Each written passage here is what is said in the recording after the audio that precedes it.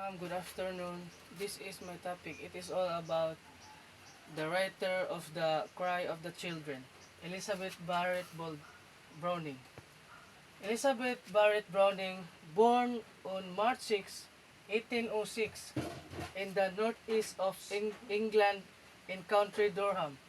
She died on June 26, 1861, in Florence, Italy. Her husband, Robert Browning. She was the first woman to be nominated for Poet Laureate. She wrote and published from over 144 sonnets written presented to her husband. Now, let's proceed to the analysis of the poem The Cry of the Children by Elizabeth Browning. It was published in August 1843 in Blackwood's magazines. It was written in response to the dire state of child labor in Britain. The theme of the poem is pain, suffering, and God. Structures and form. The poem has 13 stanza that is divided into sets of 12 lines. Rhyme scheme of is ABA, B, C, D, E, F, F. Literary devices used anaphora, metaphor, theory, and the tone is accusatory. And now let's proceed to the social historical context of the poem. The poem is a powerful and moving protest against the cruelty and injustice of such system, a sort of call action to stop the injustices. In 1842 and 1843, they issued massive reports about the abusive conditions under which children were laboring in the mines and factories published by Child Employment Commission. Ma'am, good afternoon. This is my topic. It is all about the writer of The Cry of the Children, Elizabeth Browning. Elizabeth Barrett Browning, born on March 6, 1806, in the northeast of England in County Durham. She died on June 26, 1861, in Florence, Italy. Her husband, Robert Browning. She was the first woman to be nominated for Poet Laureate. She wrote and published from over 144 sonnets written presented to her husband. The Cry of the Children by Elizabeth Barrett Browning. Do you hear the children weeping? Oh, my brothers, ere the sorrow comes with years, they are learning their young heads against their mothers, and that cannot stop their tears. The young lambs are bleating in the meadows. The young birds are chirping in the nests. The young fawns are playing with the shadows. The young flowers are blowing toward the west. But the young children, oh my brothers, they are weeping butterfly. They are weeping in the playtime of others, in the country of the free.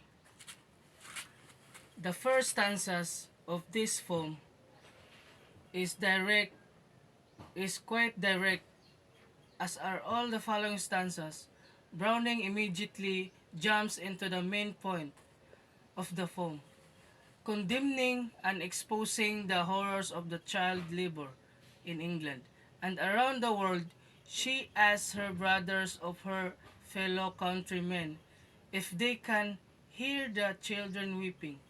These young boys and girls are too young to know the sorrow they have experiencing, she adds, making it all the more important that someone listeners. Do you question the young children in the sorrow? Why their tears are falling so?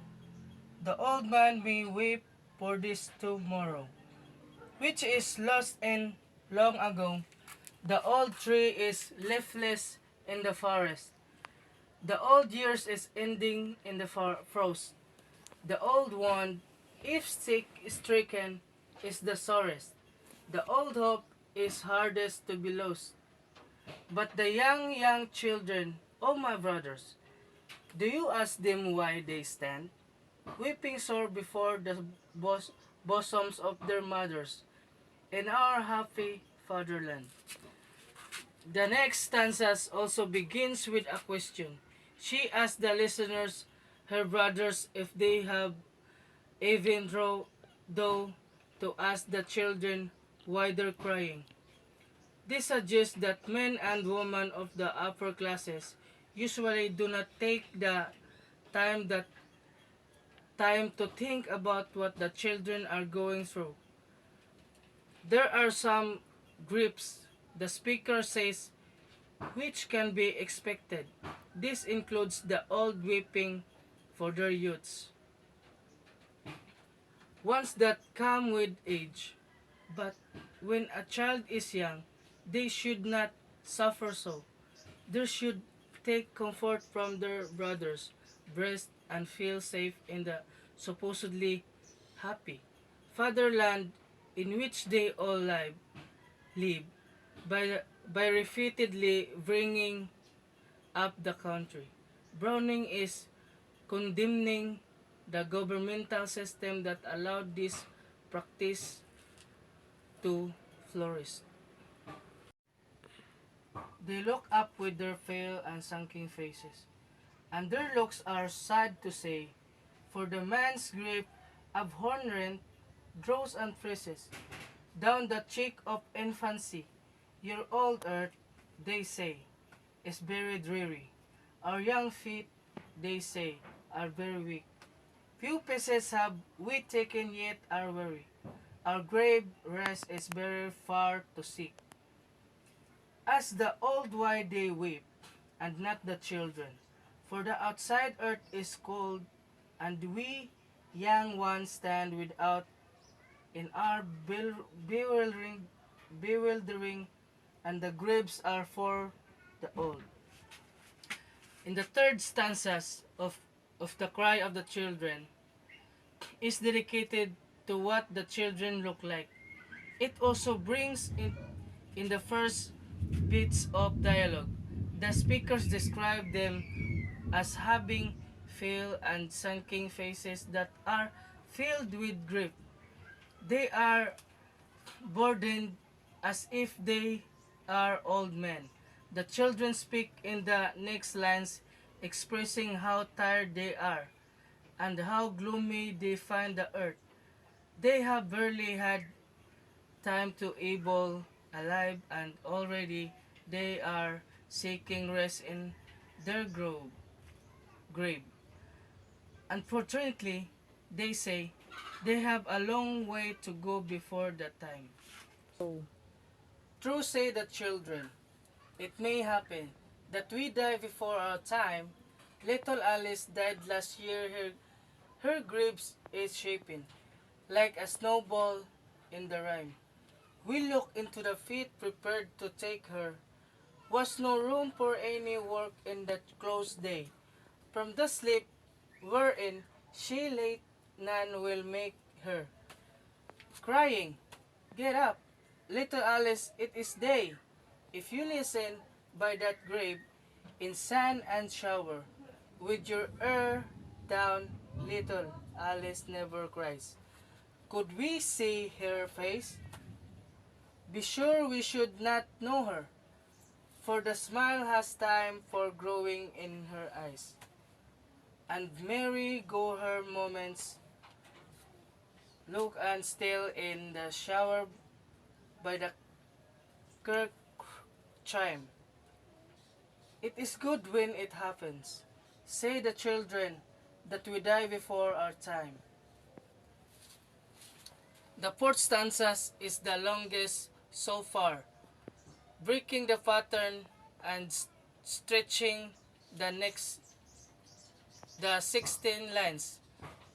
There is more dialogue in this passage as the children talk about little Alice, who died last year. She gave a pet something they compared to a snowball. Alas, the wretched children they are seeking, death in life, as best to have. They are winding up their shorts, our hearts away from the breaking. With a asserment from the grave, go out, children, from the mine and from the city. Sing out, children, as the little thrushes do. Flock you handfuls of the meadow, call sheep pretty. Laugh aloud, to feel your fingers let them through. But they answer, are you cowslip of the meadows? Like our weeds and near the mine. Leave us quiet in the dark of the cold shadows. From your pleasures, fair and fine. The speakers come back into the cry of the children. In the fifth line, she picks back up by exclaiming over the children's desire of death. She finds it outrageous, as everyone should, that have kids are forced to live such painful lives. This is an interesting metaphor in the first part of the stanza, where the part says that the children are winding their hearts as one would wrap of wrap a corpse with a wax cloth. This is a disturbing image, one that she tries to counter counteract by encouraging the children to go out from the mine and from the city. She would like them to run free outside as the little stretches do, and feel nature as young kids are meant to. She had liked them to laugh and sing and take pleasure in simple things. For oh, say the children, we are weary, and we cannot run or leap. If we cared for any meadows, it were merely to drop down in them and sleep. Our knees tremble sorely in the stopping. We fall upon our faces, trying to go, and underneath, our heavy eyelids dropping, the reddish flower would look as pale as snow. For all day we drag our burden tiring through the cool dark underground, or all day we drive the wheels of iron in the factories round and round. The children continue to respond to the speaker in the next stanza. They tell her through they're unable to do the things she asking them. They too weary to leap, and if they saw a meadow, they had used it as a place to sleep rather than to play. There is a good example of alliteration in these lines with meadows and merely. There is no way for them to take pleasure in the things that she had liked them to. They are too changed by the work they do lay in and day out. For all day, the wheels are turning. Day wind comes in our faces. They tell our hearts turn, our heads with pulses burning, and the walls turn in their places, turns the sky and the high window blank and reeling.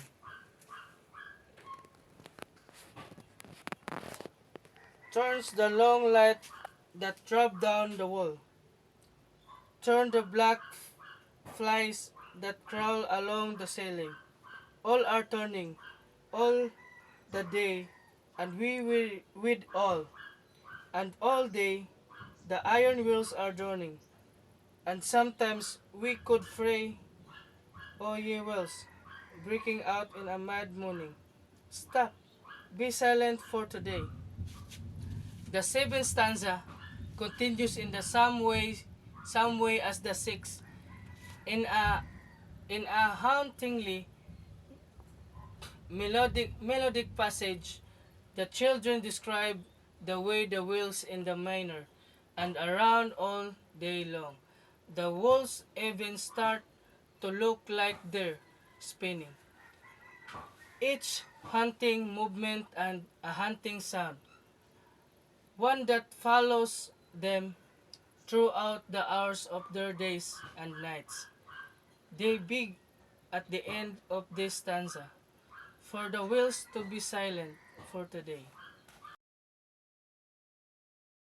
And now let's proceed to the eighth stanza of the poem, The Cry of the Children by Elizabeth Barrett Browning. The eight stanzas: I, be silent, let them hear each other breathing. For a moment, mouth to mouth, let them touch each other's hand in a fresh writhing of their tender human youth.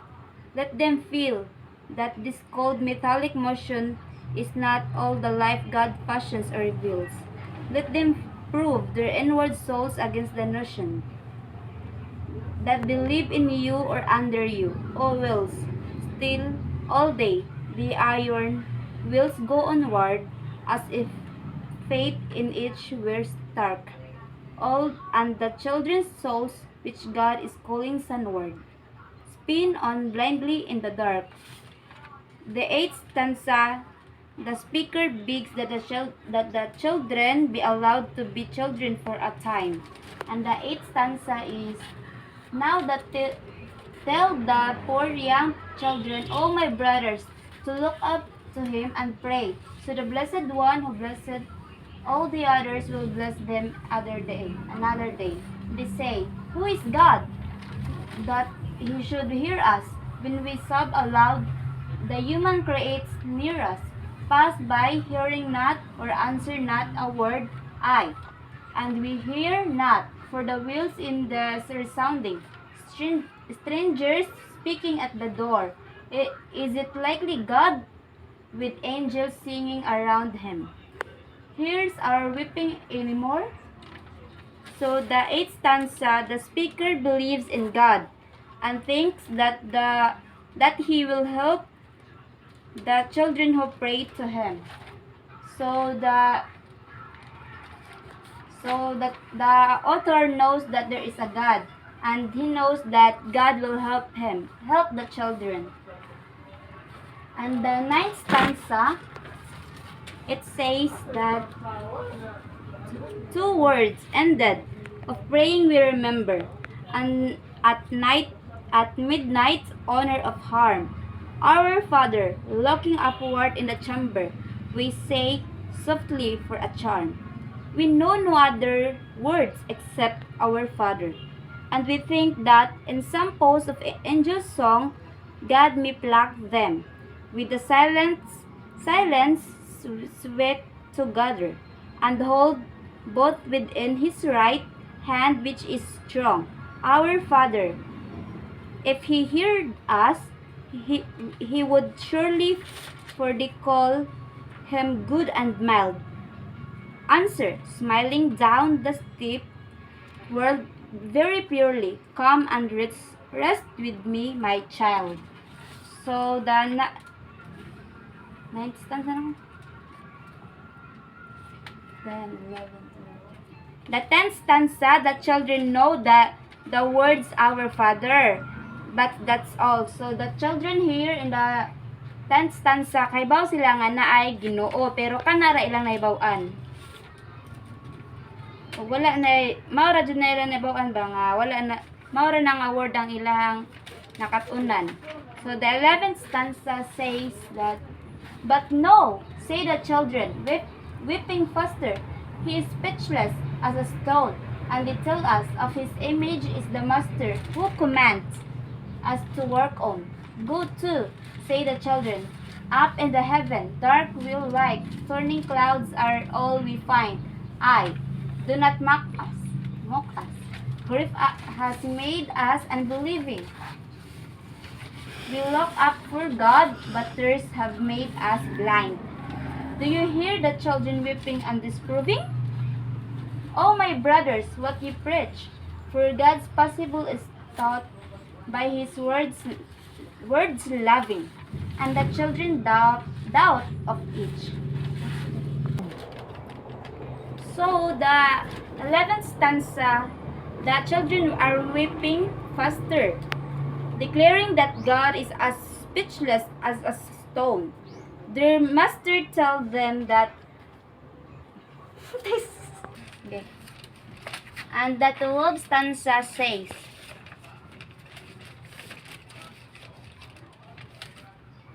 no.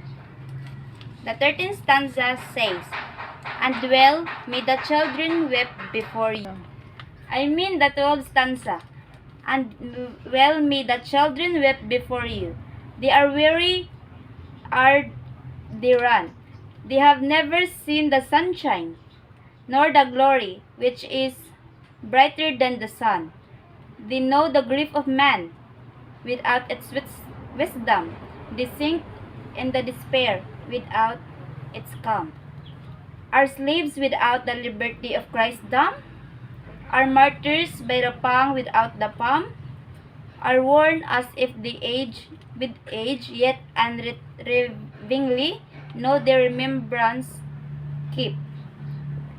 Are orphans of the earthly love and heavenly. Let them weep, let them weep. So the 12 stanzas, the speaker tells any listeners that the children are right to weep. They've known grief. They are filled with despair and are slaves without the liberty of Christendom. So let's proceed to the 13th stanza. It says that they look up with their pale and sunken faces, and their look is dread to see. For they think you see their angels in the places with eyes meant for beauty. How long, they say, how long, O cruel nation, will you stand to move the world on a child's heart? Stifled down with a mailed heel, its palpitation, and tread onward to your throne amid the mart? Or our blood splashes upward, oh, our tyrant. And your purple shows your path, but the child's sob courseth deeper in the silence than the strong man in his wrath. So, no, it means that no matter where the children look, they say darkness and dread. The last line describes the sob of a child as far more powerful than a strong man in his wrath. That's all. Thank you.